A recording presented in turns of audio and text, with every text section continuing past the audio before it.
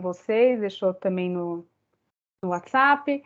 Deixar o vídeo ligado para a gente ver vocês, principalmente a nossa convidada. Os microfones vão ficar desligados, mas a gente vai depois, no final do encontro, uns 10 minutinhos finais, abrir para vocês também fazerem perguntas que aparecerem. Todas as perguntas que vocês mandaram antes eu já coloquei no roteirinho. E daí vocês também podem escrever no chat, também a Júlia, a Tati vão estar de olho. Estão com um lanchinho, uma água, um caderninho para, de repente, anotar alguma coisa. E antes de mais nada, assim, como esse primeiro encontro, eu vou falar um pouquinho rapidinho sobre mim, porque vocês já conheceram a Júlia, a Lia e a Tati.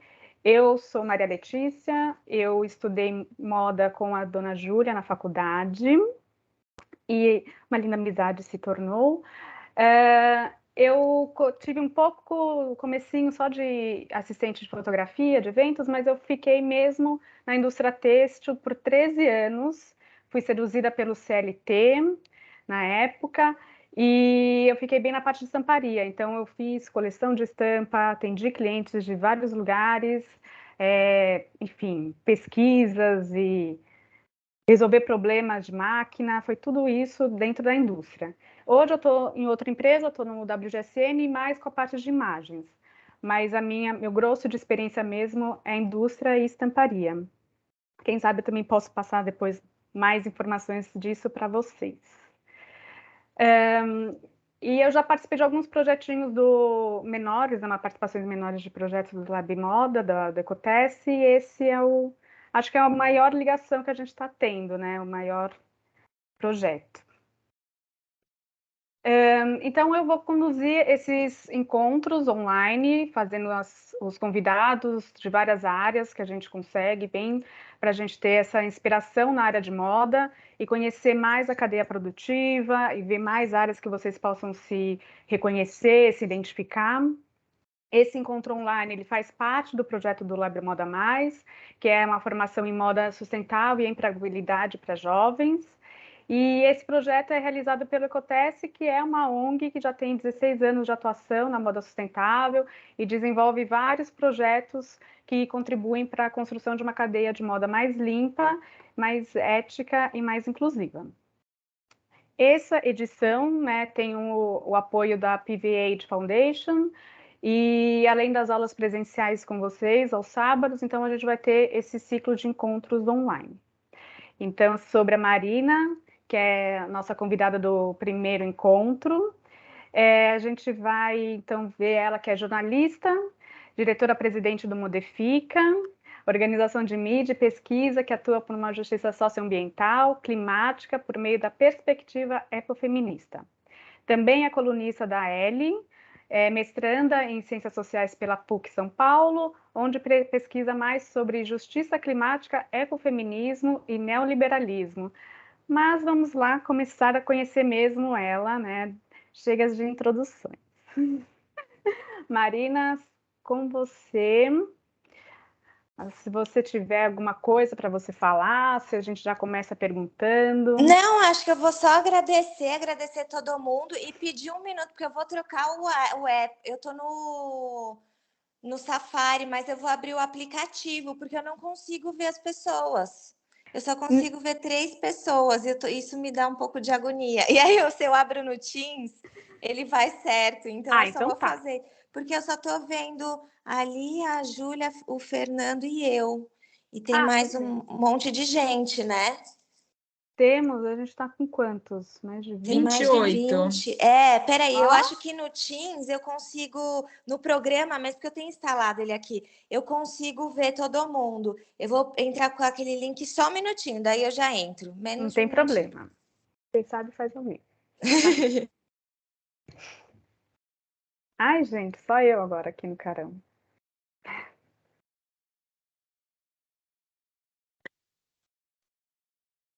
A gente pode falar com os jovens, né? Que eles pesquisaram Marina Colerato, mandaram perguntas. Conta aí o que você achou, Letícia. Eu achei eles muito espertos, na real, porque muitas vezes eles perguntaram coisas que a gente já estava, né? Mas a maioria Foi pergunta do tipo, olha, eu li seu texto sobre isso, eu quero que você me, né, o que que você acha mais? Eu fiquei com dúvidas sobre essa situação. Então, eu achei bem... São fogo eles, hein? Porque aqui, ó, tem várias, e foram várias perguntas, muito relacionadas ao trabalho dela, super pesquisaram, e muito relacionado aos textos mesmo, que ela publicou já, tanto na coluna como no site do Modifica. Achei chique. Alguém já conhecia ela? Vocês podem fazer um joinha, assim. Quem já conhecia? Não? Vamos ver se a gente consegue ver. Eu também não consigo ver, mas tô acreditando. Eu vi só o Guilherme respondendo. Pode mandar no chat também, né? Pode mandar no chat. Acho que é mais... Pode conversar por lá enquanto isso. A Marina tá voltando. Boa.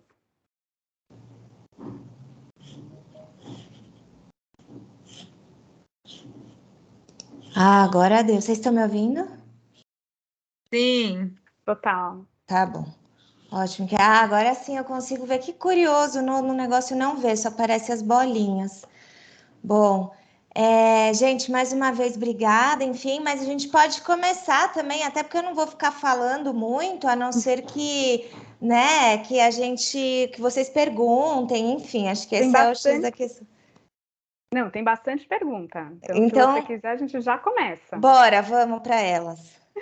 Então, a primeira pergunta, na verdade, vai ser como que você, enfim, se interessou por moda e como que você percebeu que a moda seria uma área que você podia trabalhar. Tá, bem, eu sou formada na área, né? Então, eu me formei em 2009 na Belas Artes. A Belas Artes sempre foi uma universidade que deu assim uma certa visão macro da moda como um todo. Tem seus problemas como as universidades de moda têm, mas ela conseguiu, né, fornecer essa visão. Ao mesmo tempo também a gente tinha muita aula de tecnologia têxtil, do começo ao fim, enfim, então isso te aproxima um pouco de processo produtivo, de entender matéria-prima, etc, né? Então essa foi uma questão que marcou, assim, importante. Só que, ao mesmo tempo também, eu sempre trabalhei mais com comunicação e marketing e pesquisa do que com produção de produto. Eu trabalhei com revista, trabalhei no extinto Mini Hotspot, que era como se fosse uma casa de criadores de São Paulo Fashion Week, em backstage, assim, bem como crepando sapato e tal, e foi indo assim, né? Daí eu saí um tempo da moda, porque eu precisava de dinheiro, por questões familiares, assim, não tinha como, eu precisei começar a bancar a casa, eu não tinha como fazer isso trabalhando na área, eu estava recém-formada. Fui para outros lugares. Aí, quando foi em 2010, mais ou menos 2012, eu voltei. E aí voltei a trabalhando com jornalismo de moda, pesquisa de tendência. Fiquei 3 anos e trabalhei muito próximo da indústria têxtil pelo jeanswear. A gente ainda tem um jeanswear do começo ao fim aqui, né? Da produção do algodão até a produção do tecido. E isso me aproximou da indústria mesmo, né? Para além do que a gente vê em revista, do que é a indústria da moda mesmo, assim. E foram uma série de transformações na minha vida para chegar nessa ideia de pensar como é que a gente faz uma moda completamente fora do circuito, né? Que a gente tem hoje do capitalismo global, neoliberal e tal. Então, foi uma trajetória não só de percurso curricular, né, minha formação em moda, meu trabalho em moda, mas também 1 milhão de mudanças e acontecimentos na vida pessoal que me abaixaram todas as guardas para conhecer muitas outras complexidades aí, e não só sentir o incômodo que eu já sentia na universidade, de achar esquisito a gente só olhar para a moda a partir do luxo, ou do glamour, ou do estilo, ou do desfile, mas não olhar para uma indústria que hoje, que desde aquela época é trilhardária, né? Mas hoje tem um poder ainda maior com o fast fashion digital. e com, claro, a exploração do trabalho acelerada. Então, vou dizer que assim, foi uma jornada que me aproximou. Aí chegou nesse momento de querer dar uma afastadinha, eu sou mestrando em ciências sociais, não pesquiso moda, mas a minha pesquisa se relaciona muito em entender como é que esse capitalismo neoliberal possibilitou a crise do clima. Isso tem a ver com a moda também, né? Porque ela está aí não, entre as maiores emissoras, seja pela questão da produção no campo, pelo petróleo, pela produção em si, enfim. Então, rapidamente, assim, a minha relação com a moda começou já na faculdade, mas ela foi se desenhando aí ao longo desses 2022, a gente está falando de 12 anos, eu acho, né? Desde 2000, exatamente. Ao longo desses 12 anos, desde a formação na faculdade também, mas depois que você forma e vai realmente navegando no universo é outra coisa, né? Então é aí que eu digo que eu tenho realmente uma experiência real ali, foi de 2009 para frente. Então, a sua relação com o jornalismo, assim, então também não foi de pronto, não foi no começo. Porque na verdade, antes de entrar na moda, eu queria fazer jornalismo, eu fiquei dividida, eu não sabia para onde eu ia, assim, e aí eu prestei os dois e fui para moda. Mas acabei sempre muito trabalhando com... Na faculdade de moda mesmo, eu tinha uma professora que falava, por que você não sai daqui e vai fazer jornalismo? Tipo, ela falava bem assim. E aí hoje eu falo, cara, talvez se eu tivesse feito jornalismo teria sido diferente, mas também eu não teria essa relação com a moda que eu tenho, sem dúvidas, né? Porque eu falo que é por isso que um jornalista que, na verdade, se formou em moda ou trabalhou com moda, assim, em todos os elos, é diferente, porque ele vai ter uma visão que um jornalista não tem na faculdade de jornalismo, porque ele não está, né, envolvido com toda a complexidade do setor. É um setor muito, muito grande, né? Uma cadeia muito grande, um setor muito complexo, exatamente. Mas assim, qual que foi o seu primeiro emprego? Como é que foi do começo, assim, a sua experiência no começo e um pouquinho mais para você se desenvolvendo na trajetória? A minha primeira experiência foi como assistente numa confecção do Bom Retiro, que era um esquema faz tudo, né? Enfim, normalmente é um esquema faz tudo e tal. Aí depois aí foi isso, fui crepar sapato, fazer styling, tudo muito difícil, viu, gente? Eu não tinha ninguém de moda na minha família, não tinha QI, eu não tinha nenhum jornalista. É claro que eu sou uma mulher branca estudada, isso abre portas, mas eu não, dentro do universo da moda, principalmente naquela época, era tudo muito fechado, não existiam as redes sociais. Para você se inserir na moda, ou você ia trabalhar no Bom Retiro, ou você construir uma loja de concreto, isso tinha um custo altíssimo, né? Tem até hoje um custo altíssimo, né? Ou você se encaixava dentro do que ainda existia daquelas médias marcas de moda, que ainda era um emprego interessante, porque tinha inclusive mais benefícios, etc., melhor salário e tal. Só que com o tempo eu fui percebendo que meio que não tinha espaço ali, tudo não tinha lugar meio que para o que eu queria fazer, falar, não existia, sabe? Era uma coisa que você tinha as revistas, mas ao mesmo tempo eu achava as revistas tão descoladas da realidade. O jornalismo de moda já estava muito morto, você já não tinha mais nem a coluna na Folha, que era muito importante, e fez né? Foi importante para a nossa formação de moda no Brasil. Você não tinha mais nada, assim. Então, eu fui arrumando emprego para sobreviver, depois eu fui trabalhar, depois que eu saí da moda, né, e voltei, aí eu fui trabalhar no Bom Retiro, daí com marketing, também numa oficina de costura, numa confecção, e eu vivi muito chão de fábrica, porque era muito a mesma minha realidade, assim, eu também não podia ir ao banheiro, eu também não podia sair lá fora para tomar um ar, assim como os costureiros e costureiras ali dentro, né?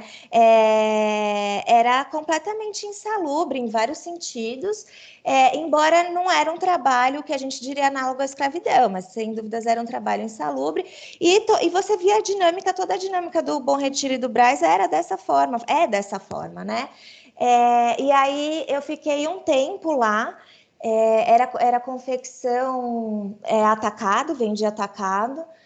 E eu via também o fluxo, né? Como é que funcionava com a estilista, como é que funcionava. A estilista só copiava roupas que vinham na mala da Zara e de outras marcas quando a nossa chefe viajava, né?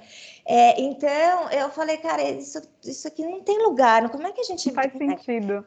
Não foi, como é que vai ser? E ganhando R$1.100, sabe? Assim, uma coisa...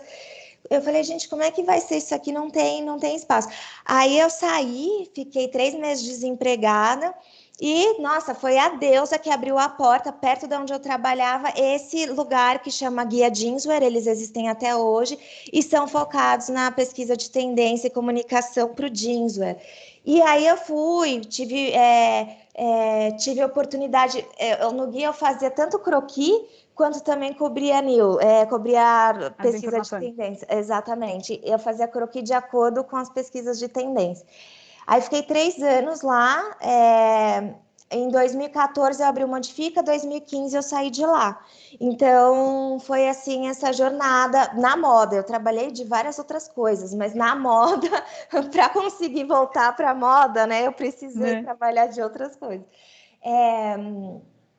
E daí foi assim que aconteceu a minha trajetória, assim. E eu vou dizer que até hoje, talvez seja importante, é muito difícil para o Modifica enquanto organização que pauta as coisas que pauta se manter.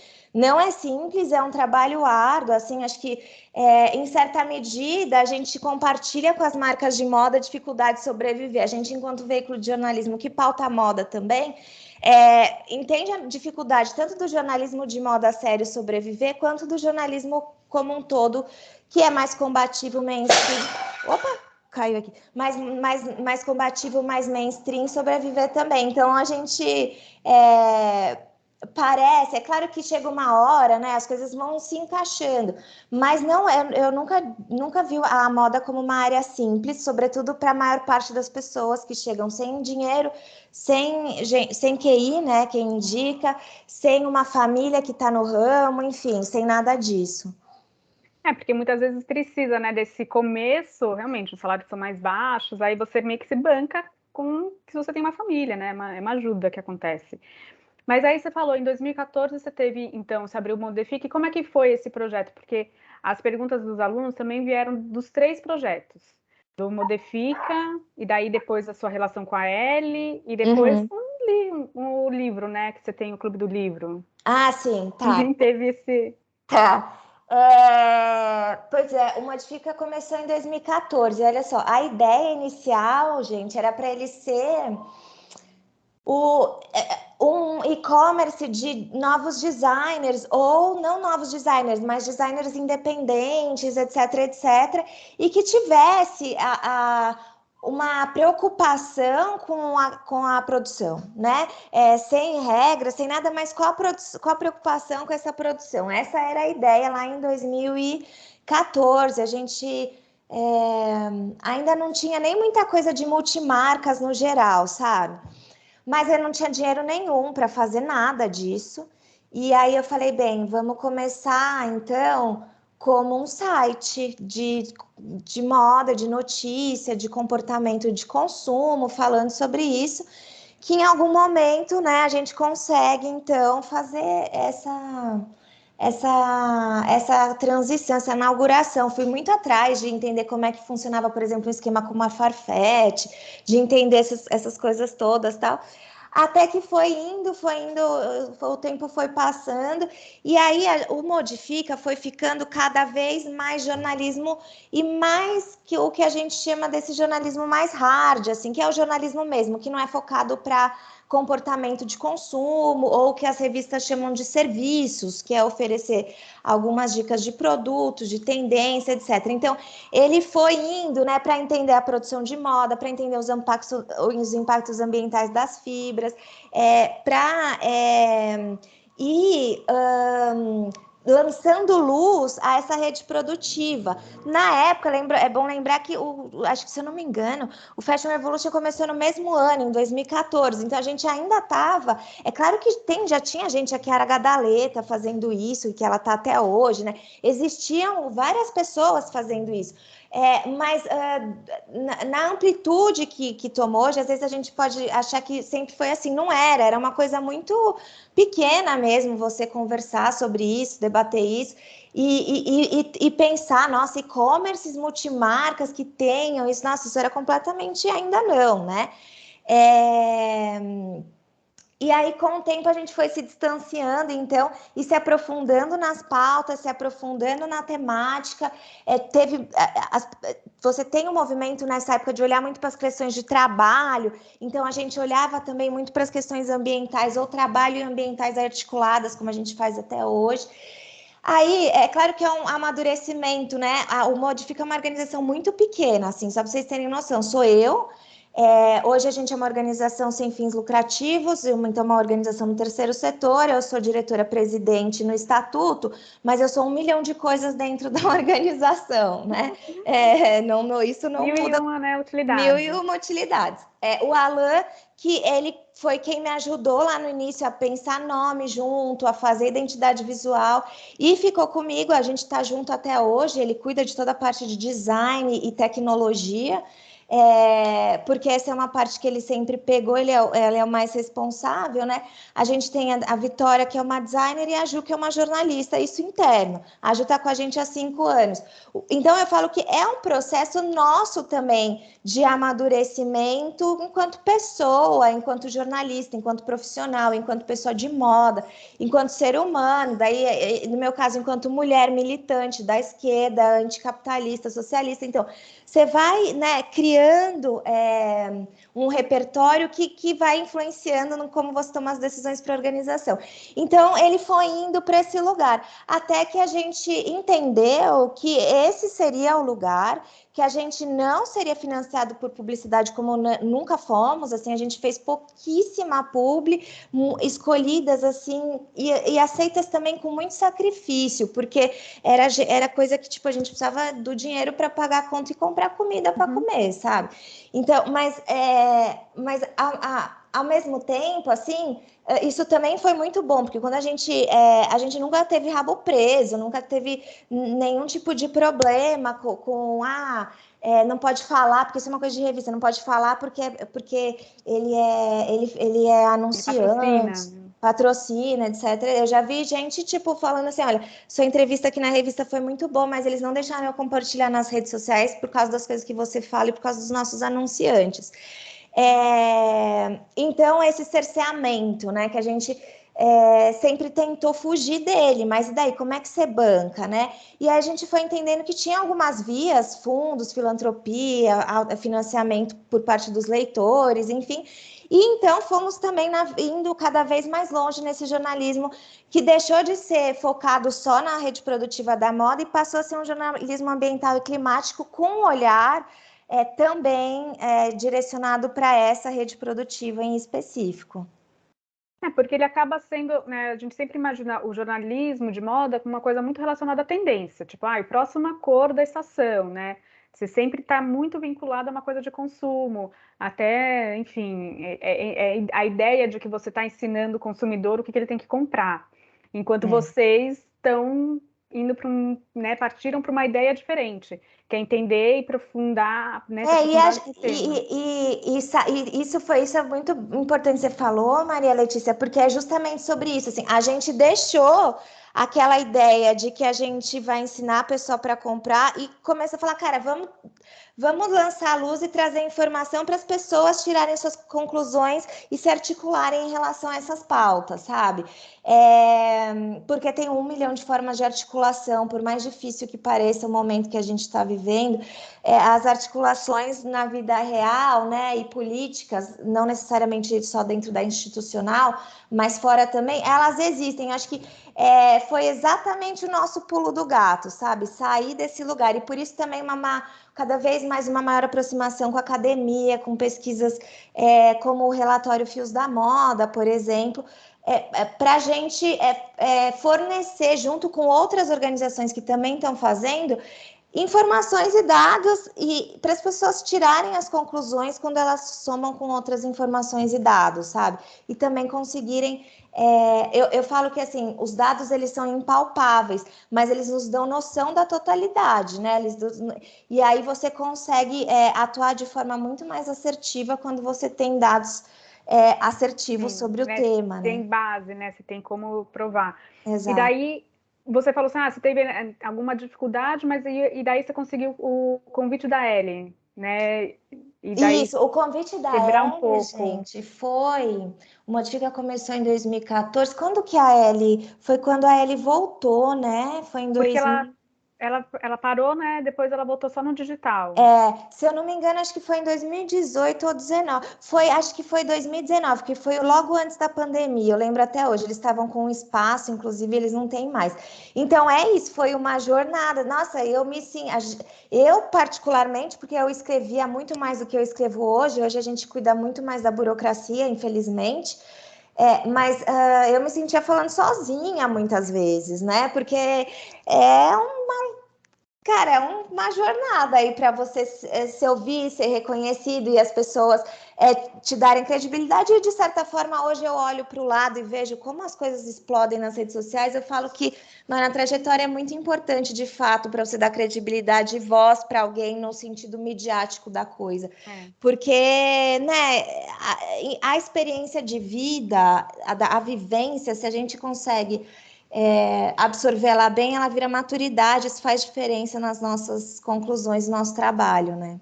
E tem alguma matéria que você vê assim, como um ponto muito importante, mais desafiador que foi? Não, com certeza. Tem uma matéria, uma reportagem, foi a nossa primeira reportagem maior, assim, que fala sobre a violência específica contra mulheres na imigração boliviana, na costura, né? Olhando sobretudo para os motivos pelos quais elas migram, porque a gente tem uma narrativa muito homogênea de que as mulheres migram por dinheiro, né? E a gente mostrou que tinha uma série de coisas pelas quais elas fugiam, que quando elas chegavam aqui, elas viviam de novo, e essa é a violência sexual. E aí, isso foi bastante importante, assim, porque na época também a gente tinha menos debate sobre o lugar da mulher nessa rede produtiva, né? E esse lugar é normalmente o lugar mais mal remunerado de todos. Normalmente não é os lugares de grandes remunerações, ainda que 75% da nossa indústria seja formada por mulheres, o que mostra que, assim, estatisticamente falando, é uma grande demonstração, né, do problema. Isso foi importante. Outra coisa que foi importante foram as nossas pautas sobre fibras. Então, questionando o PET reciclado, mostrando as questões da viscose, porque a gente foi também presenciando uma narrativa de sustentabilidade crescente, cada vez mais esvaziada. Então, é natural, é sustentável, é renovável, é sustentável. Gente, as pessoas estão deixando de ver a complexidade do sistema capitalista patriarcal, como ele opera nesse modelo neoliberal e as implicações que isso traz para tudo. Não tem nada que está livre, né, desse modelo. É uma resposta rápida, né? No fundo, as pessoas querem uma resposta rápida. E o Tecnofix, né? Se eu posso ajustar uma coisa com a tecnologia aqui, isso já vira sustentável. Então, o algodão nos água, ele é sustentável, porque ele é geneticamente modificado, ele é plantado ali, ele nos água, você fala, não, gente, pera, tem toda uma questão aí, né?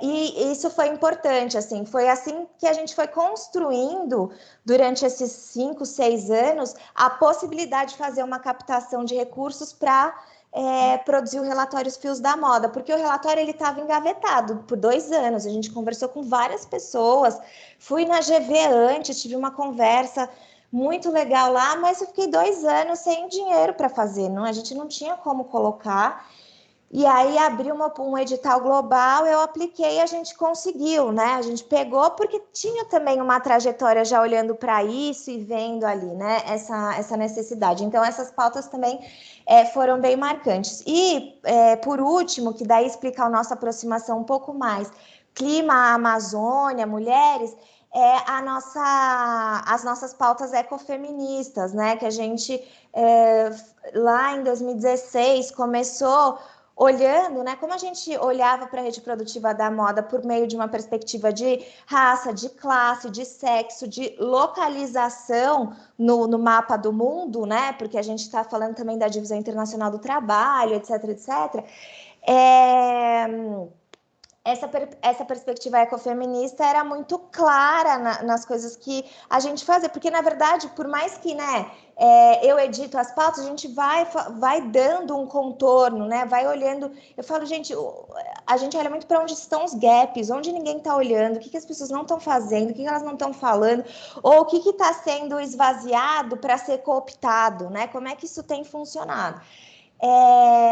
Então, as pautas de ecofeminismo foram muito importantes, porque a partir dessa perspectiva, a gente trouxe aproximações com o feminismo do sul global, movimentos de mulheres, as mulheres indígenas na Amazônia, a questão climática e de mulheres, e aí você começa a relacionar essas opressões sistêmicas históricas, né, do capitalismo patriarcal, e começa a mostrar as relações junto com a natureza, porque a gente nunca deixou de ser uma organização que olha para a necessidade da ecologia, né, como uma grande sustenadora, né, porque não tem humano nem cultura se não tem a estrutura do ambiente que a gente precisa. Por isso que a galera está buscando água nos outros países, né? Porque os bilionários precisam colonizar outros espaços depois de destruir aqui, né?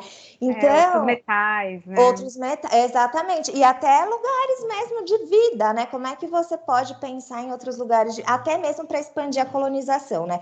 Você já colonizou todo o terceiro mundo, você precisa continuar colonizando. Qual é o lugar, então? São os outros planetas. Esse aqui a gente já colonizou 100%, né? É a lógica expansionista. Então, isso tudo vai trazendo essa característica hoje da gente ser uma mídia de jornalismo e pesquisa com essa perspectiva de justiça ambiental ecofeminista. E daí, agora assim, mais voltando para a profissão mesmo, né? Então você meio que é multitarefa, mas quais são o seu dia a dia, assim, mais para os estudantes entenderem o processo, o que é de legal, o que é a coisa chata? Tá. O legal é o escrever, né? Pois é, eu acho que tem várias coisas que eu acho legal, assim, acho que o pensar projetos é muito interessante, ou seja, olhar para o setor, né? Pensando aqui falando de moda, a gente olha para outros, mas enquanto na moda, né? Olhar para o setor e ver as possibilidades que a gente tem, ainda que o cenário seja horrível, né? Onde é que estão essas possibilidades? Onde estão os respiros? E daí a nossa relação com o algodão agroecológico vem desse lugar de onde estão os respiros, né? Então, pensar os projetos, articular esses projetos com outros grupos. A gente é uma organização pequena que precisa crescer mais um pouquinho tendo recurso, mas que pretende se manter pequeno para trabalhar via colaboração, porque a gente entende que, assim como a moda, o jornalismo e a pesquisa são, do ponto de vista financeiro, frágeis, né? Do ponto de vista de audiência também, porque você tem uma manipulação dos grandes veículos, mas, sobretudo, das redes sociais e das fake news. Então, você precisa, para garantir uma audiência relativa, boa, articulada, trabalhar em conjunto, né? Então, a gente também tem essa perspectiva das parcerias, então isso é muito interessante. E quando a gente coloca um projeto no mundo, seja ela uma matéria, seja ela uma pesquisa, seja ela uma sequência de workshops, enfim, o que seja, a gente vê o engajamento das pessoas com relação a isso e vê o resultado que isso dá ao longo dos anos. Eu vou dar um exemplo. Quando o Fios da Moda foi para o Fantástico, a gente teve um pico histórico na pesquisa sobre lixo têxtil que nunca havia tido desde que o Google pesquisa o Google Trends, né? Então, tá, mas as pessoas só pesquisaram, mas assim, pela primeira, era tipo uma coisa que a gente queria fazer no começo, ver a grande mídia pautando moda com seriedade. Foi feito, né? Foi feito a partir da perspectiva do trabalho e foi feito a partir da perspectiva ambiental. Está sendo feito, na verdade, né? Então, isso é uma questão que move a gente. Quando a gente vê a mesma coisa no Google Trends, quando a gente começou a falar de ecofeminismo, você tinha um total de 0 pesquisas. Hoje, a gente já atingiu 100%, e isso desde 2016. Então, a gente vai vendo, quando a gente tem os retornos das organizações, das pessoas que falam. Então, isso é a parte legal do trampo, né? E do trabalho, de conhecer pessoas diferentes, que estão, às vezes, em locais diferentes dessa rede produtiva ou nem são dela. Por exemplo, quando a gente chama um pesquisador, um jornalista de outra área, etc., para se envolver com a moda. Ou quando a gente leva a moda para a pauta do veneno e da alimentação, a gente está fazendo esse intercâmbio também. Isso é muito legal e isso é justamente promover essa perspectiva que ela é interseccional, né? Do lado chato, é claro que o que a gente sempre mais sente é a escassez de recursos, né? A gente faz muito com pouco recurso que a gente tem, mas a gente sabe que a gente poderia fazer muito mais. Mas a escassez de recursos é uma realidade, porque quanto mais ele se aglutina, e a gente viu, só ver a aglutinação, a pandemia foi um ótimo momento de aglutinação de capital, ele vai ficando escasso nas bases, né? Isso é inviável, inevitável. E se o jornalismo sempre já foi difícil, e a moda também, porque ganhar dinheiro na moda, a gente sabe como é, né? E fica super complexo. Então, isso é difícil. Lidar com as burocracias do dia a dia, né, cotidianas, que precisa fazer. Então, é isso, eu sou multitarefas. Então, eu também cuido da parte financeira de prestação de contas, e vocês acho que também sabem como as contas são abertas. A gente tem toda uma questão aí, né? Tem as redes sociais, que é outro inferno. Assim, acho que como é para os jornalistas, é para as marcas, porque todo dia multa e todo dia você tem que pensar de jeitos diferentes de fazer, e aquele alcance que não vai, porque o Instagram também te bota no ban com as palavras que você usa clima não pode, usa sexo não pode, sabe? Aí você fica lidando com aquele monte de coisa. Então tem essa parte que, uma parte é a dificuldade de toda instituição, empresa, etc., pessoa vivendo nesse mundo hoje sem recurso, né? E a outra parte, é claro, é você nadar contra a corrente. Eu falo, gente, se a gente tivesse se mantido, eu falo para a Alain, para a Juliana, e para todo mundo que trabalha com a gente, de fila ou não fila, tal, se a gente tivesse mantido na categoria do consumo consciente, a gente estaria ganhando um monte de dinheiro com publicidade. Eu não teria o menor problema para pagar as contas, sabe? Mas quando isso começou a ser uma questão, a gente viu que isso ia ser uma grande fria, uma grande cooptação, como toda publicidade é, e pulou fora, né? Porque quem é real para fazer que poderia ser legal não tem dinheiro para fazer publicidade, não tem nada disso, né? E aí é uma questão também, né? Você ficar nadando contra a maré tem seus perrengues, não só financeiros, mas também mentais, físicos e pessoais. Mas, enfim, né? É isso. Além então de resiliência, que acho que, né? O que você acha que das suas características que você já tinha, que eram pessoais, né? Já veio na sua criação, tudo que você acha que te ajudou a você atuar na sua profissão, né? Você fala assim, eu sempre fui assim, eu acho que é isso que me ajuda, ou coisas que você de repente desenvolveu depois. Tipo, depois eu me organizei, depois, sabe? Não, tiveram algumas coisas que ajudaram, assim, né? Pensar, por exemplo, antes de trabalhar com Modifica, eu trabalhei ainda adolescente como...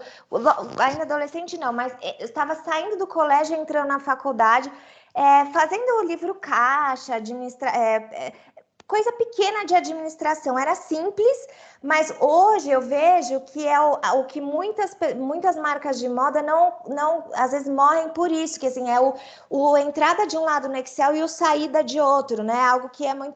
Então, ter um pouco dessa noção de administração ajudou bastante, assim, a pelo menos... E acompanhando, sabe? E entendendo. A gente nunca teve muito dinheiro para administrar, mas você vai sabendo os custos que você tem, ou o que você está pondo do seu, porque você vai pondo do seu o tempo inteiro, né? O que você está pondo do seu, se realmente dá para tocar alguma coisa ou se não dá, quais são as variáveis, enfim, isso tudo você aprende. E claro que vai desenvolvendo também melhor. Tem uma coisa que que é um pouco de liderança, e eu acredito que isso também você vai aprendendo. Isso teve uma questão muito dos meus pais, sobretudo da minha mãe, assim, uma questão de liderança e de fomento de independência. Ela me entende, assim, ela sabe, como ela falava muito para mim da necessidade da minha independência, ser uma mulher independente, batendo nessa tecla, né? Ela foi, claro, não só me dando estrutura emocional para que eu conseguisse ser uma mulher independente ou tentasse num mundo que odeia mulheres, mas ao mesmo tempo também, claro, né? Sempre que eu queria fazer alguma coisa e na época que ela ainda podia e precisava, eu fazia. Então, curso disso, curso daquilo, enfim, quando eu podia me aperfeiçoar e precisava remunerar, algumas coisas eram viáveis. Nem todas, mas algumas coisas. E isso eu acho que faz diferença, assim, você tendo, assim, ir construindo o seu repertório. Isso é uma coisa que você vai pegando no tempo, mas ir construindo o seu repertório, né? A partir dessa segurança emocional. E isso é muito difícil, né? Isso nem tem como falar, porque isso é uma coisa que vai da família, da situação, da pessoa. Mas isso é muito importante para estar nesse papel de liderança, para tomar decisões que às vezes são difíceis, que é isso, né? Eu vou sair daqui desse lugar, que vai dar um monte de dinheiro agora. E aí, a organização vai para esse lugar? Vai. Né? Então, eu acho que tem um pouco disso também. Escrever, eu escrevo desde os 12 anos, eu sou blogger do início, sabe aquelas blogueiras? Não sei se é da época de vocês, tem gente dessa época aqui, que era Blogspot, então era uma coisa mais aperfeiçoar, escrevendo aqui, pegando freela ali, isso foi ajudando, tendo outras pessoas editando os meus textos, isso também vai ajudando. E durante o processo, também durante esses anos todos, eu tenho até hoje, agora um pouco menos, mas uma escuta muito ativa do ponto de vista de eu sempre ficava quieta. Isso tinha também uma coisa de insegurança e etc., mas também tinha uma questão de eu ficar quieta e ouvindo, assim. Então, em 2017, quando eu entrei no Lab Moda, que é aquele grupão de 70 pessoas, etc. Nossa, eu ouvi muito gente que estava em todos os lugares da rede produtiva, assim, do começo ao fim, do algodão com veneno até o algodão agroecológico, foi tudo. E eu ouvindo aquilo e tentando processar. E assim, gente, uma coisa que é claro que talvez a partir da minha perspectiva seja impossível não falar outra coisa, mas assim, pesquisar as informações, né? E se questionar, e questionar as outras coisas, não aceitar também as coisas com muita. Acho que essa minha não aceitação das coisas como elas são também ajudaram um pouco, assim, né? Para pensar fora do negócio de que é sustentável, mas espera, mas por quê? E começar. Tipo, ir a fundo, né? Tipo, ir pesquisar. a fundo, exatamente. Esse desejo, essa vontade de ir a fundo, sem dúvidas vem de uma inquietação, né? Não é possível que as coisas tenham que ser assim, e não é possível que elas são assim também tão simples, né? De resolver coisas que, nossa, a gente olha, são tão complexas e alguém vem com uma solução tecnofix e de repente está tudo certo. Não, pera, tem alguma coisa. Exato. Eu não sei se isso responde mais ou menos, é que eu acho difícil falar de características, né? Não sei, eu acho que a gente vai. Eu falo, gente, nossa, eu já tomei cada tapa, já passei vergonha, já fui. Enfim, já aconteceu várias coisas. Acho que tudo isso vai te ajudando também. É que eu acho que às vezes é isso, assim, como uma dica, então, eu acho que você também falaria para os jovens, se joga um pouco no começo, quais são essas dicas que você daria? Pois eu vejo assim, primeiro um pouco segurar a ansiedade, a gente vive numa época horrível, né? Para exponenciar a ansiedade, sobretudo com o tempo, não tá dando certo agora, mas não deu certo em 6 meses. Gente, para vocês terem uma ideia, você abriu uma loja, antigamente que eu falo é 2014, mas já é antigamente nosso tempo de coisa, né? Você tem um tempo de investimento de retorno daquilo, você não vai abrir hoje, amanhã vai dar, não vai dar. Então, antes de começar, lembra disso e se planeja para isso, porque não vai dar assim, né? demora um pouco essa lógica das redes sociais do ontem, das pessoas que explodem da noite para o dia. Isso, a gente olha, as porcentagens são ínfimas, assim, né? Quando eu vi que 97% das verbas de influenciadores no YouTube vão para 3% dos influenciadores, você vê como dá uma noção de que as coisas são uma coisa e são outra completamente diferente. Então, esse controle da ansiedade é difícil demais, gente, eu sei mesmo. Assim, se você sem recurso, é foda ter um segundo turno, desculpa a palavra, é tenso ter um segundo turno, um terceiro turno, mas sem recurso, é muito provável que você vai precisar, porque senão você vai desistir. Porque sem o recurso para se manter e não tá vindo do seu negócio, da sua marca, do seu trabalho, você vai acabar desistindo, né? Então, é claro, poxa, não é que você tem que se apegar a uma coisa para sempre e não largar. Não, mas às vezes tem potencial e tem milhares de dificuldades e o recurso é uma delas, né? E conversar com as pessoas, nem assim... eu lembro, quando eu abri o Modifica, a primeira coisa que eu fiz antes foi eu mandei e-mail para várias pessoas. 2 me retornaram, porque ninguém levou o que eu estava falando a sério. E aí, tudo bem, eu entendi, mas eu fui dizendo, olha, o Modifica está aqui e tal. Com o tempo, as pessoas foram vendo que o trabalho era sério e foram retornando. Claro que não na mesma medida que eu fui contatando e tentando fazer, mas foi vindo, né? E também não vou mentir, eu fiz sim muita coisa de graça, assim, hoje eu não faço mais porque já é um tempo, mas nossa, eu fiz muita coisa aí de que hoje eu falo, que assim, que se vocês puderem, não façam porque incentiva a lógica do de graça, mas também é uma forma de ir e dependendo também fazer boas parcerias, sabe? Que você também não se sinta usurpado. Então, pessoas, projetos, organizações, outras marcas, enfim, o que seja que você possa de alguma forma estabelecer uma parceria que ambos vejam como um ganha-ganha e que pode fortalecer de alguma forma, né? Eu também vi a gente por conta do próprio funcionamento do Modifica, a gente nunca fez muito isso, mas eu também já presenciei muita gente na moda trocando trabalho. Então, eu faço ou juntando ou fazendo coisas coletivas, né? Isso é válido, sim, e também isso cria uma rede de apoio, porque você vai precisar, sim, de rede de apoio para quando te disserem, nossa, desiste, ter alguém que talvez veja alguns pontos do porquê que você não deve desistir, sabe? E agora sim, eu vou um pouco para as perguntas deles, que eles estão também focados muito na questão de como você vê o mercado de moda. Então, algumas pessoas falaram sobre a matéria que você fez da Melissa, dela ter criado um movimento, né, se posicionado um pouco mais, e se você acha que, de fato, né, então, de uma forma geral, esses posicionamentos das grandes marcas, como que elas podem ajudar na questão da sustentabilidade? Você acha que realmente é algo que vai acontecer? Como que você vê esse processo? Assim, eu vejo da seguinte forma, né? O que acontece é que a sociedade demanda algumas coisas e as marcas retornam a essa demanda. E por que eu digo a sociedade e não os consumidores? Porque não são os consumidores que estão fazendo demandas nas redes sociais, para os políticos, são pessoas. Elas podem, às vezes, nem consumir da Melissa, mas odiar o plástico ou amar o plástico e achar que tem potencial, mas nem sabem quem é a Melissa, de repente.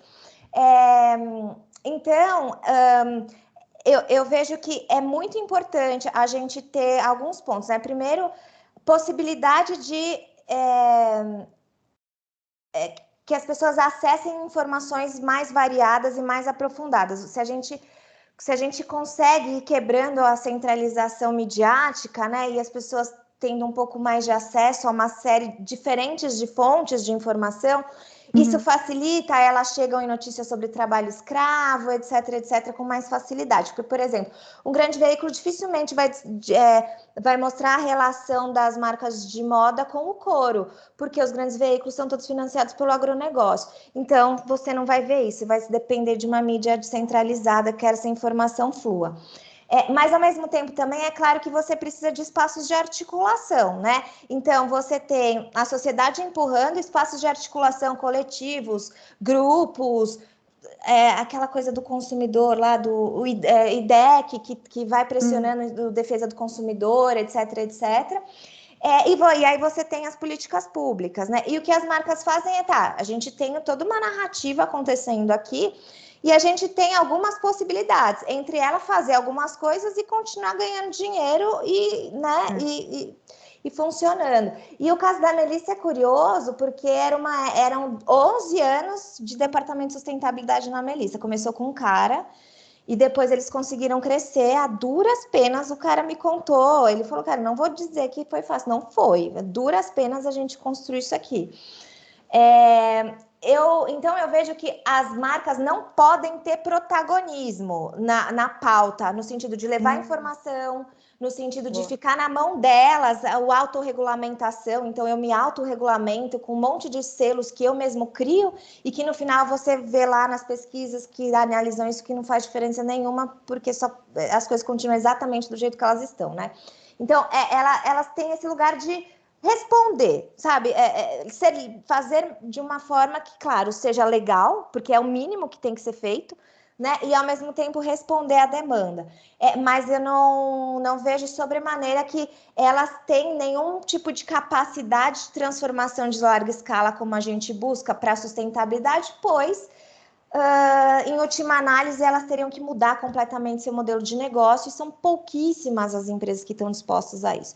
Então, você vê muito foco no fim de ciclo. Como é que a gente recicla? O lixo é o problema? Então vamos reciclar isso tudo. A gente continua produzindo isso tudo? Tem um jeito de reciclar isso tudo? Tipo, pegar um problema e resolver aquele problema, né? Eu acho que ter a visão holística, às vezes, da cadeia produtiva que é complicado, né? Exatamente. E outra, né? E para entender que, assim, não tem um problema que você consegue resolver sozinho, porque eu só tenho esse volume de lixo enorme porque eu tenho uma superprodução em excesso aqui no início, né? Senão não teria. Como é que um país que vende só para dentro produz 9 bilhões de peças e ele tem só 240 milhões de habitantes, dos quais metade da população ganha R$500?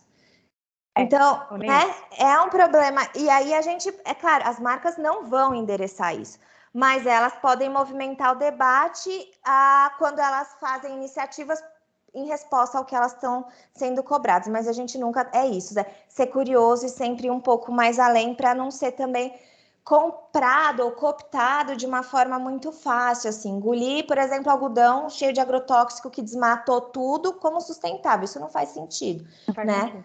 Isso é uma resposta do setor para a sustentabilidade. Então, até uma pergunta deles também vai um pouco nesse sentido, do tipo, só os tecidos, só substituir os tecidos sustentáveis numa cadeia produtiva como fast fashion. Será que que isso vai acontecer? Será que eu travei? Não, com certeza, se a gente for ver, assim, existe... Eu tô travando ou tá tudo bem? Vocês me avisam se eu estiver travando. Acho que fui eu. Tá bom, tá. Se a gente for ver, assim, os dois grandes focos do debate vamos dizer três. Os três grandes focos do debate da sustentabilidade hoje, na moda, é o lixo, então a reciclagem, a economia circular. Aí todo mundo fala de economia circular no lixo, ninguém fala de economia circular como restaurativa e regenerativa por princípio, mas é o lixo, como é que a gente vai reciclar e ser circular, etc, etc. Esse é um lugar. O outro lugar é os tecidos tecnológicos. Os tecidos tecnológicos que vão salvar o mundo, pois agora... E nem precisa ser tecnológico, pode ser, por exemplo, cânhamo. A gente pode dizer do nada que ele é sustentável, sem provar nada, e dizer que ele vai transformar tudo. E aí ou então eu posso criar um tecido no laboratório e dizer que ele agora vai transformar tudo, ou a gente substitui todos esses tecidos e diz que eles vão transformar tudo. Mas aí a gente produz o cânhamo na mesma lógica da produção do agronegócio, desmata tudo, bota um monte de cânhamo, transforma um sistema que é biodiverso em uma monocultura, e você tem assim, talvez você não tenha o problema, deixa eu ver, do cânhamo, que ele tem em alguns lugares menor consumo de água, ele consome muito menos agrotóxico do que o algodão, de fato, é quase irrisório se comparado, mas você tem uso de terra, você tem evasão rural, você tem um uso intensivo de água e energia nos processos. Então, assim, não adianta, né? Porque eu falo, não é que uma fibra ela é o vilão ou a boazinha. O problema é como a gente produz e superproduz, na verdade, para manter um sistema de exploração e acumulação exponencial. É horrível, mas essa que é a verdade. É horrível, porque nos parece que os problemas é longe, né? Mas não tem como, né? A gente tem que ver ele longe, mas trazer para perto. É isso. E a gente precisa encontrar formas de subverter, reconhecendo que não vai ser uma fibra, uma máquina, por exemplo, as pessoas, né? O jeans ele é sustentável agora porque ele usa laser. Tá bom, mas o laser é um processo da rede produtiva. E todos os outros, e depois quando ele vai para aterro sanitário, né? Então, essas questões que a gente precisa olhar de forma sistêmica, escapar desse cartesianismo, dessa especialização da ciência positivista que a gente vive desde sempre, né?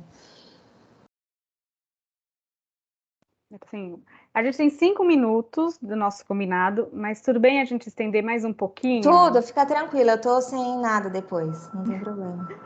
Então, aí tem uma pergunta também que eu acho que vai um pouco do que você falou sobre, como é que é, acho que é da Joana, que uma coluna que você escreveu, que ela fala sobre romper com colonialismo para reconhecer os saberes locais, como outros modos de vida. Então, isso é o que poderia estar realmente mais ligado com uma prática mais sustentável.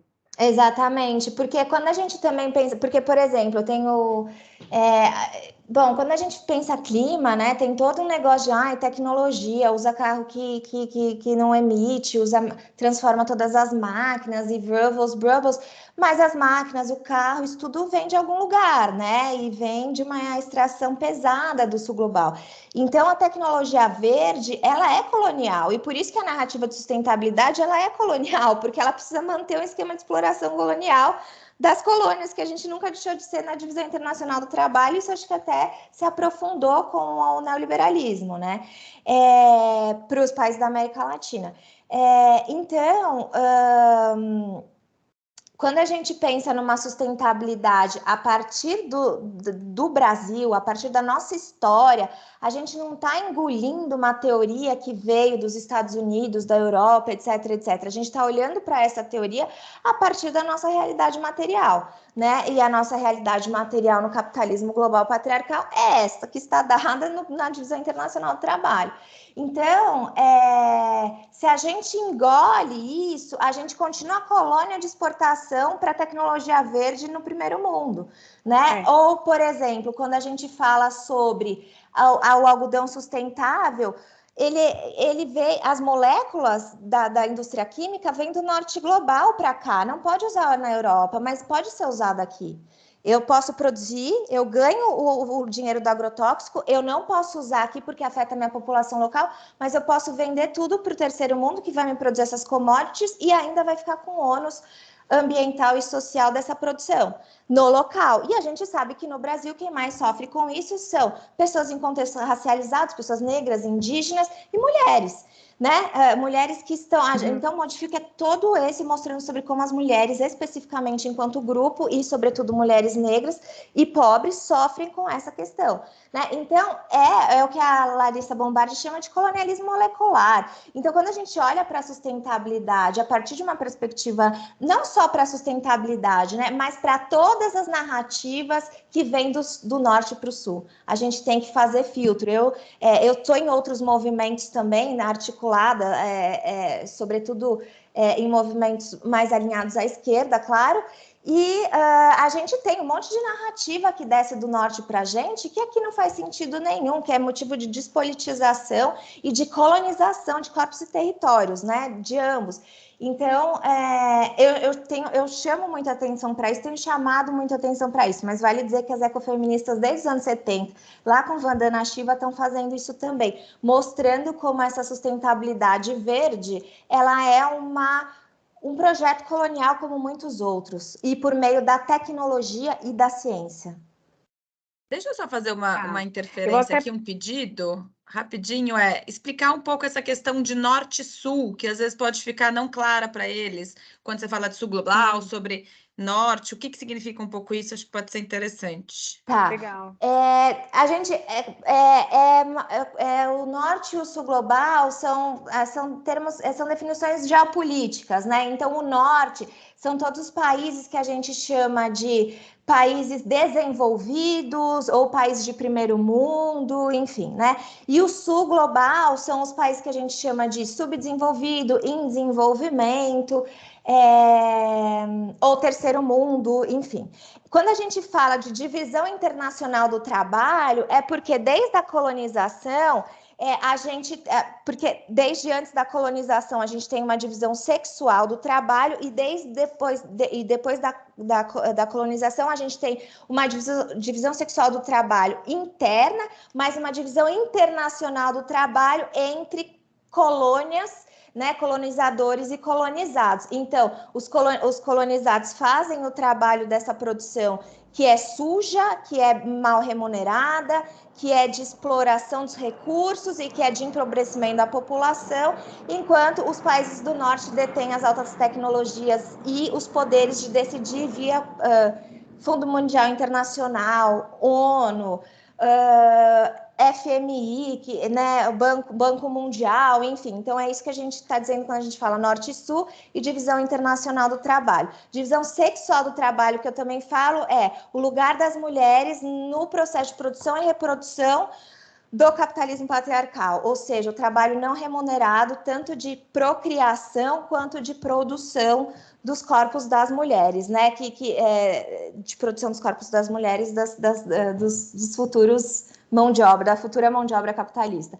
É só para vocês entenderem, então, divisão sexual do trabalho, divisão internacional do trabalho e norte e sul global. Joia. Acho que a Letícia caiu aqui, então eu vou assumir essa parte. Maravilha. Ah, ela está sendo chamada. Eu já vou introduzir aqui uma pergunta que me fizeram aqui, rapidamente, que é... Uma caidinha aqui, sem querer. Boa. Ela falou qual que é... Tem uma pessoa que perguntou sobre ecofeminismo, mas na sua explicação ela já entendeu. Então, tem uma pessoa aqui que falou, que foi a Ingrid, que é: qual é a ação para a conscientização das pessoas sobre o consumo desenfreado de roupas, uso e descarte?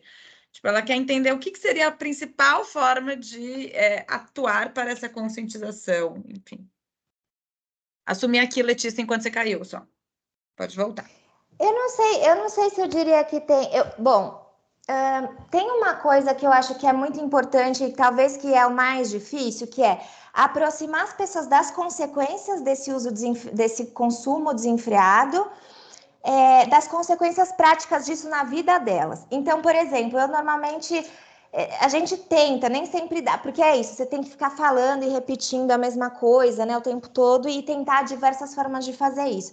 Mas quando as pessoas quando elas entendem que o hiperconsumo ele traz prejuízos para ela mesma no curto, médio e longo prazo, isso fica um pouco mais simples. Eu vou dar um exemplo. Por exemplo, quando a gente mostra que a produção de algodão faz com que a gente tenha secas em São Paulo e que a nossa conta de luz fique mais alta, é um pouco mais fácil você aproximar as pessoas dessa realidade. Isso, é claro, exige um pensamento sistêmico na abordagem, né? Como é que a gente mostra as relações das coisas? É difícil mesmo para a gente que é uma sociedade da especialização e que vê as coisas de forma extremamente fragmentada, né? Desde a Revolução Científica. Então, é super desafiador. Mas é preciso, porque daí, por que a gente se articula em última instância? Porque vai bater na nossa bunda, porque é o seguro da nossa casa que está ficando mais caro, porque só chove cada vez mais, porque às vezes é casa que a gente nem tem, porque o mar tá subindo em cima da nossa casa, ou o rio, enfim... a gente se articula porque a gente sabe as consequências disso para a gente e para as outras pessoas. O que a gente talvez precise cada vez mais tentar lançar luz a essas aproximações, a fazer essas aproximações, porque daí a pessoa fica um pouco mais suscetível a entender e a pensar, pô, pera, isso aqui vai me afetar, real oficial, na verdade já tá, eu só não sabia, né? É extremamente desafiador aproximar a realidade que são realidades socioambientais, às vezes distante delas, da ideia do hiperconsumo, do descarte, dessa lógica bizarra que a gente vive, né? Mas para mim é onde está o pulo do gato, assim, é onde a pessoa percebe, porque na experiência que eu tenho, a maior parte das pessoas se mobiliza quando elas veem que o delas, falando de um português bem claro, tá na reta. Então, se eu não entendi que o meu tá, eu tô muito confortável. Por isso que é muito difícil você articular mercado de luxo para sustentabilidade. A galera do luxo vive em outro mundo, entendeu? As coisas não batem na bunda deles, é outra coisa. Batem de uma forma que eles têm muitos colchões para se sentirem menos, né? Essa batida. Até serem afetados, né? Para serem afetados, exatamente. Então, para mim é isso, essa correlação das coisas. Por isso que a perspectiva ecofeminista é uma coisa que a gente bate, porque é o tempo todo mostrando as correlações estruturais das opressões, né? Aí uma pergunta que eles também fizeram é a relação da diversidade, né? Porque a gente vê que mercado de trabalho falta, que você até, né, puxando um gancho do que você falou com a questão do sul global, das condições de trabalho que você vivenciou, né, passou a reportar no Modifica. Então, como que você vê essa diversidade hoje em dia? Diversidade de pessoas na moda? De pessoas, né, na moda, pessoas pretas, gordas, LGBTQIA+, tudo. Eu assim, é claro que a moda, ela é influenciada, né? Como ela não opera num vácuo, ela tá suscetível, né, a essas demandas. E aí, como eu falei, as empresas, até o jornalismo, né? A gente fala muito sobre isso quando a gente está falando com outros veículos, assim, e quando a gente está fazendo pesquisa, a gente entende muito sobre isso, que trazer a diversidade dos afetados pela questão ali naquela publicação, naquela pesquisa, etc., porque você olhar diretamente para os grupos que são afetados, também nos ajudam a entender quais são os pinos estruturais que a gente mexe para transformar não só a moda, mas toda a sociedade, né? Porque a moda nunca vai ser livre de hierarquias e de... como eu posso dizer, e de todas as outras, e todos os outros ismos que a gente vê, e ecofeministas chamam de ismos de dominação, né? Especismo, racismo, heterossexismo, etc, etc. Se a sociedade não estiver, é o que a gente fala, é a mesma lógica quando a gente pensa assim, eu sou uma empresa que tem uma ilha de excelência e minha produção não tem trabalho análogo à escravidão. Você nunca pode garantir isso, porque você está num mundo onde tem trabalho análogo à escravidão em todos os lugares que você olha. Então, em algum momento, sim, sua empresa vai tropar com isso, porque você não está operando num vácuo. Então, é a mesma coisa na moda, assim, e você tem nomes que empurram, né, as coisas. Por outro lado, a moda, infelizmente, ela também é muito, como quase, enfim, né, como a nossa sociedade mesmo, é muito rasa, né? E aí também tende a levar muitos debates de uma forma muito superficial, quando na verdade você precisa olhar para as estruturas que fazem com que sua empresa, sua marca, enfim, a sua existência seja demarcada por essa falta do que a gente chama de diversidade. O que na verdade eu diria que na verdade, o espelho, né, da nossa sociedade desigual, hierarquizada, e com estruturas de poder muito bem demarcadas, assim. Então, é claro, a gente avança ao passo que a sociedade avança, né? Eu não diria que a gente está avançando em muitas coisas na moda, não, porque quando a gente olha para as notícias, hoje mesmo a gente teve uma série delas, de violência, de abuso, de estupro, de morte, disso, daquilo, você vê qual que é a realidade, né? Então, a gente ainda tem muito a fazer, mas isso está sendo empurrado cada vez mais, né? Eu lembro que há muitos anos, quando ainda existia a Folha, a Vivi Whiteman e o Alcino fizeram uma contagem de quantas modelos negras tinham no São Paulo Fashion Week. Isso há muito tempo. Então, as pessoas estão empurrando, né? Existem estilistas negros empurrando isso, existem Mas a nossa sociedade é essa, do mesmo jeito que o movimento feminista está aí há anos e a gente vê uma mulher que é estuprada enquanto está na cesárea, a gente tem muito ainda a fazer, né? E daí ainda falam que não é bem estupro, porque, enfim, outra pauta, né? A questão, então, da transparência também, eu acho que isso pode ser uma ajuda para a sustentabilidade. Você acha que vai ter algum momento que a moda vai ficar 100% consciente? O que você acha? Não, nem não. A gente sempre vai ter que bater. O que a gente vai ver, sem dúvidas, é muitas narrativas verdes. Agora, o quão verdes elas de fato são, daí a gente pode ficar atento. Porque hoje o que a gente vê, por exemplo, a crise do clima, a solução tem sido o quê? Mercado de carbono. Continua poluindo, continua emitindo, mas compensa. Planta eucalipto, porque o eucalipto não só captura carbono, mas vira papel. É maravilhoso. Derruba tudo e planta eucalipto. Pronto, tá resolvido, né? Então, normalmente, as soluções... Coloca lá o FSC e acabou. Exatamente. As soluções de mercado que a gente tem são essas. Então, enquanto o mercado existir desta forma, né, controlado por grupos de acionistas, homens, brancos, nos seus lugares de poder e privilégio, que não sofrem de forma imediata a realidade do clima e do ambiente e das desigualdades, você não tem uma transformação que você fale, é isso, né? A gente vai ter que ficar empurrando. Claro, sim, cada um tem objetivos diferentes. O meu é subverter um modelo onde você tem um acionista ganhando milhões na lista dos mais ricos e a maior parte da rede produtiva ganhando nem R$500. Então, assim, subverter esse modelo, né? Então, o que eu digo é, não vai ficar 100% sustentável, não vai, nesse sistema é inviável, nesse volume produtivo também, e com a mentalidade do Tecnofix também. Assim, então, a gente vai ter que ficar, sim, nessa degladiação, é uma luta. Eu falo, gente, isso aqui porque é uma disputa mesmo, é uma disputa de termos, de políticas, é uma disputa de poder que a gente está vendo. É claro que o lado deles tem muito mais, mas a gente não largou a corda, né? Então,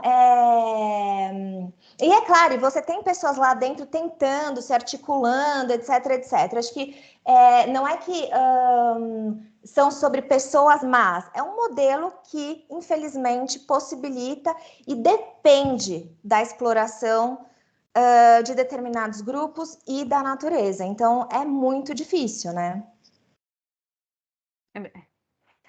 É muito cansativo às vezes, né, também, mas eu acho que é uma coisa que a gente não tem como evitar fazer a luta. Não tem como evitar. Antes de abrir as perguntas para Ju, antes de abrir as perguntas para Ju, eu só quero que você dê 3 dicas de livros, de um filme, de alguma coisa para os jovens se aprofundarem um pouco mais. Tá, será que na pauta de moda? Na pauta de moda, né? Mas de repente, alguma coisa que se relacione. Que se relacione. Não, eu posso pensar e indicar com calma? E aí eu mando por e-mail para vocês? E aí vocês compartilham com eles? Pode ser? Sim. Porque daí eu já mando com o link certinho, porque eu vou pensar, assim, até porque eu estou num momento tão olhando para algumas questões, eu falo, pera, o quanto que isso também vai ser relevante, então vou olhar. Mas sem dúvidas, talvez um que eu indicaria é fininho, para a gente começar a pensar nas mentiras verdes, é o da Yamê Reis, que chama O Agronegócio do Algodão. Ajuda a dar uma visão sistêmica, política, estrutural do problema, né? De uma parte pequena do problema, mas que no Brasil é uma grande questão, que é o agronegócio brasileiro, que nos coloca, que nos garante a manutenção nesse lugar da divisão internacional do trabalho, junto com os grandes operadores do norte. Então, esse livro, com certeza, é um livro interessante. Eu vou pensar em outros, porque tem um, mas ele está em inglês, então não quero indicar. Eu quero indicar coisas que estejam abertas, né? E também em português. Mas esse da Yamê é um livro bem interessante para começar a pensar, assim, e pensar nesse ponto neofrálgico, até porque também é um movimento que está cooptando a moda bastante, assim. Então é importante a gente ficar atento. Ai, muito bom. Tem Ju, até uma quer live começar, dela, então? né?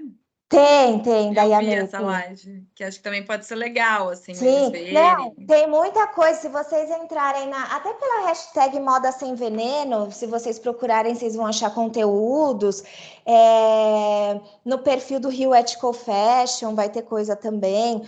O Fashion Revolution tá falando disso e a Yami tá sempre falando. Tem quando a gente lançou a campanha Moda Sem Veneno, então tem bastante coisa nos YouTubes também da vida. Tá. Eu acho que você pode também indicar, se você quiser alguma coisa de fora da moda, super cabe, porque a nossa ideia também é formar pensadores para pensar esse modelo, esse sistema, né? E isso, a moda está dentro disso. Então, faz super sentido a gente começar a olhar para fora para depois ver quais são as correlações que tem com a moda, né? Então, Sim. Vou então pode pensar ser. quais que seriam os mais assertivos e daí eu compartilho. E se por acaso eu tiver ele em PDF ou for um áudio, alguma coisa, eu já também mando para facilitar. Tá. Bom, tem algumas perguntinhas, vamos ser rápidos, né? Que a gente já passou 15 minutos, que é o nome modifica, como surgiu? Ah, sim, gente. Nossa, isso foi muito louco. A gente fez uma lista, eu, minha mãe e o Alan, de 10 nomes, assim, e o último era Modifica, que é uma mistura de moda com modificar, da palavra de modificar mesmo, com I, né? E aí ficou Modifica, foi assim uma... Veio assim de novo a deusa iluminando os pensamentos, porque é difícil pensar nome, né, gente? Meu Deus do Muito. céu. E aí com o projeto eu fico pensando, gente, a gente tem que pensar nome para tudo, para projeto, para isso. Aí veio o Modifica, veio daí, dessa coisa de modificar com moda. Quando a gente virou organização do terceiro setor, meio que deu uma sumida de compromisso com a pauta climática para além da moda, a gente pensou em mudar o nome, mas aí entendemos que a gente já tinha uma jornada, uma trajetória e decidimos manter. Tá. Ah, eu acho que é um nome muito bom, muito forte, muito fácil também, assim, na real. É uma pergunta do Tiago. Uma outra pergunta eu já fiz, acho que só tem uma outra pergunta aqui de Samara. Ela perguntou qual foi sua matéria favorita que você gostou de fazer, e se você tem alguma que você tenha Que eu gostado. de texto, de reportagem. Isso. Não, eu gostei muito da reportagem das mulheres imigrantes. Foi difícil fazer, as bolivianas não falam, elas odeiam jornalistas, mas a gente com muita insistência conseguiu, e eu entendo porque elas odeiam, eu também odiaria, mas a gente com muita insistência conseguiu. E não só elas gostaram, aceitaram, como também compartilharam a matéria. Então eu falei, bom, se elas compartilharam a matéria, foi uma matéria que realmente fez diferença, né? Mas também teve uma que eu falo sobre consumo. Eu gostava bastante dos conteúdos sobre consumo que eu fazia, colocando sob perspectiva, trazendo dados, etc, etc. E com certeza também a pauta do algodão, gente. Eu gosto muito da pauta MST, MST e algodão agroecológico. Essa pauta foi muito interessante. É uma pauta longa. A gente sabia que poderia ter backlash quando a gente publicasse por parte do agronegócio organizado. Mas foi muito legal também, já faz até um tempinho, porque desde então eu tenho escrito muito pouco, mas foram, a não ser na L, né? E em alguns outros veículos, mas também não são sobre moda. Tem uma pauta no Le Monde que eu gosto muito, mas não é de moda. Então é isso de pauta assim que eu consigo pensar. Depois eu mando os links também. Essa do MST é legal, até para ter essa outra visão assim dessa produção de algodão e as relações estruturais mesmo do agronegócio com essa cadeia produtiva que é a moda. Uhum. E até para aproximar, para eles entenderem mais sobre o MST, agricultura familiar e toda a transformação que isso tem, né, na construção de uma sociedade, de um sistema menos de monocultura, né? Portanto, também com menos desigualdade social por manter as pessoas no campo, porque isso é muito importante, né? A monocultura, ela é evasão rural por princípio. Por exemplo, uma produção de eucaliptocultura. O eucalipto é a base de produção da viscose. Num sistema industrial de monocultura, ele emprega 3 pessoas. Se fosse isso na agricultura familiar, porque a agricultura familiar não pode ter 500 hectares, é menos, mas pensa várias agriculturas familiares somadas, seriam 200 empregos. Então, a gente tem uma diferença também muito grande, né? E aí isso vira o quê? Pobreza na cidade, pobreza no campo, pobreza na cidade, fome, violência, né? Então, tem essa relação histórica, né, com a nossa formação de sociedade também. Maravilha.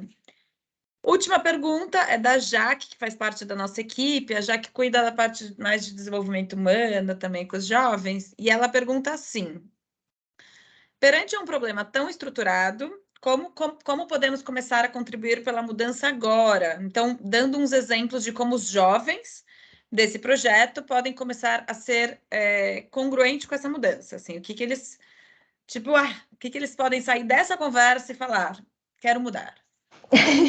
Bom, com certeza, eu diria que assim, uma coisa é o e que vocês nunca deveriam perder e nunca percam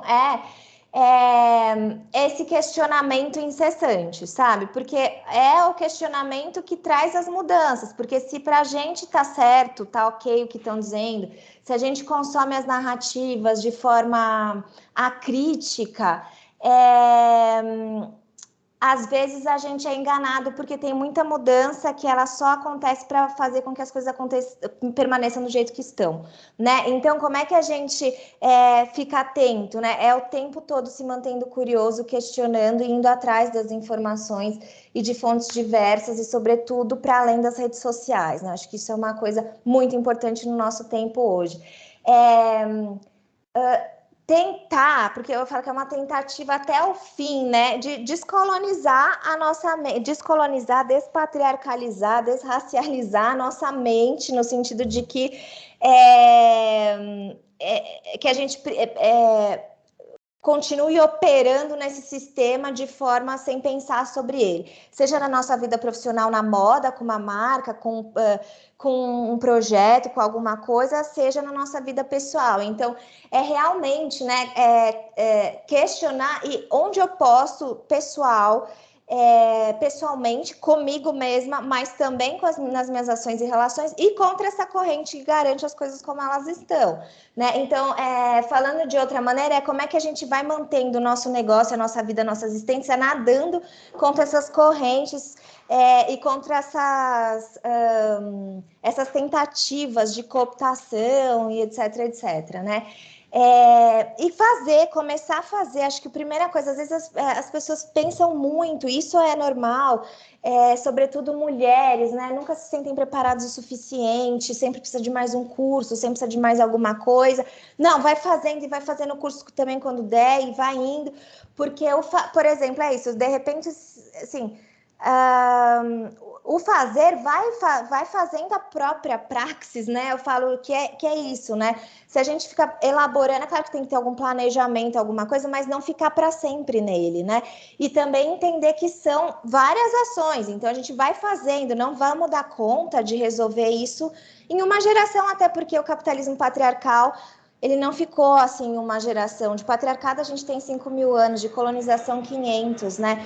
De capitalismo em desenvolvimento aí desde os estados pré-históricos. Então você tem um tempo para que a gente chegou aqui, a gente vai levar um tempo para sair dali até um pouco mais, porque a gente não tem o poder do nosso lado. Então, né, esse poder, o poder de recurso, de controle de mídia, de controle da violência legítima que é o exército, enfim, você não tem isso tudo do seu lado, mas você tem essa perspectiva histórica, né? A moda não vai mudar amanhã, não vai ser amanhã que vai estar tudo certo, vai estar tudo legal, vai estar tudo igual, vai estar tudo diferente, e não vai ser talvez nem eu no meu tempo vida, mas eu vou fazer algumas coisas aqui que já são sementes, que já são possibilidades, que já são de alguma forma ou criam rachaduras nesse sistema ou ampliam as rachaduras que a gente tem, né? E aí ele se a gente consegue ampliar as várias rachaduras, ele erodia um pouco mais fácil. Então, eu olharia para esses 3 lugares, assim, como é que a gente continua se informando, nadando contra a corrente E entendendo que, assim, a gente vai começar a fazer agora e vai ter um tempo mesmo, e isso vem de longe, né? Essa mentalidade, esse sistema destrutivo de pessoas. Eu tenho uma amiga que fala que o sistema é sistema de moer gente, né? Ele é de moer gente, ele é de moer ser vivo, seja ser humano ou não humano.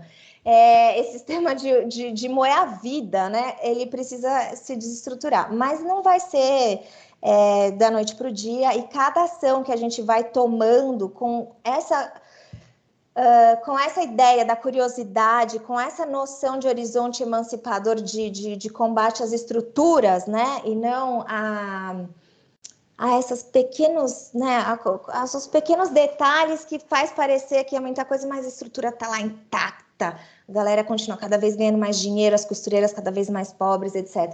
Então, eu diria para ir. Eu sou a pessoa com vocês provavelmente vai ser a que vai mais levar isso para um lugar mais abstrato, e eu acho que vão ter outras pessoas na moda para fazer isso. Porque se falar que é fazer upcycling, não é, né, gente? Assim, isso aqui é uma das práticas, mas o que move mesmo a transformação é você estar ali o tempo todo, o tempo todo tem os seus respiros também, mas eu digo assim, né? Não se contentar com as respostas que o sistema nos dá, sobretudo os que vêm do norte global, né? Porque daí isso é um grande tiro no pé. Maravilha! Bom, acabamos as perguntas. Foi ótimo. Então, gente, eu acho que então aí a gente passou uma meia hora, mas eu acho que tudo bem. Mas eu falo muito também, eu quero então agradecer. eu sempre aceito passar, porque isso normalmente é minha coisa. Porque é isso, você vai falando e vai conectando, e você fala, nossa, falei muito. Vai puxando, né? Vai puxando. Não, mas, gente, muito obrigada novamente aos alunos que estavam aqui, para você também, Marina, que aceitou o convite. Então, a minha dica que eu vou dar para a gente continuar atrás das redes da Marina, do Modifica, a coluna da Ellie, dando like, engajando bastante, porque apesar da gente, né, ter essa questão com as mídias sociais, elas estão dando com certeza, medindo não. muita coisa. Com certeza. E faz, às vezes a pessoa lê alguma coisa e ela não concorda, porque não é sobre concordar, né? Eu falo assim, a gente está no momento que as pessoas acham que tem que matar e esfolar com quem a gente não concorda. A gente não tem que matar e esfolar com quem a gente não concorda. A divergência política, ela sempre existiu. Olha Marx e Proudhon, anarquista e marxista, querendo coisas em comum, mas enxergando meios diferentes, né? Mas a pulga atrás da orelha, né? A informação deixa a pulga atrás da orelha. Então, ir atrás, inclusive para, se for discordar, com bons argumentos, né? Com práticas né? Então, é um pouco... A internet ajuda para isso, né? Para a gente acender uma faísquinha. E também, claro, porque se dá um Google, você vai achando fontes boas, confiáveis, repositórios de pesquisa, projetos, movimentos. No Modifica, a gente já gosta de trazer muito exemplos de coisas que estão acontecendo para mostrar também que existe isso, né? Então, sem dúvidas, as redes fazem diferença, sim. Então é isso. A semana que vem a gente vai ter uma nova convidada, e vai ser o mesmo dia, o mesmo horário. E também para convidar vocês a seguirem a gente na nossa rede, também do YouTube, do Instagram, do Facebook, do Acontece, e ficar acompanhando mais informações. Gente, muito obrigada, Marina, muito obrigada, equipe do Acontece, alunos. Foi maravilhoso. Gente. Eu que agradeço. A minha pendência é passar os links. Pode deixar que a Letícia sabe, eu tardo, mas não falho. Eu vou passar, pode deixar. E também qualquer coisa, enfim, tá lá, o Modifica tá lá também. Na categoria de moda tem bastante coisa, quem quiser ver coisa. Tem uma categoria de cultura que tem dicas de livros também. Fiquem à vontade também para ver. Tem o podcast que já encerrou o backstage, mas a gente conversou com várias pessoas da área de moda, cada uma falando sobre sua experiência, enfim. E é interessante também. Então tá Obrigada, ótimo, gente. Qualquer coisa, estamos aí, vamos se falando. Boa noite, boa semana para vocês. Boa noite. Tchau, tchau. Tchau, tchau. Tchau, obrigada.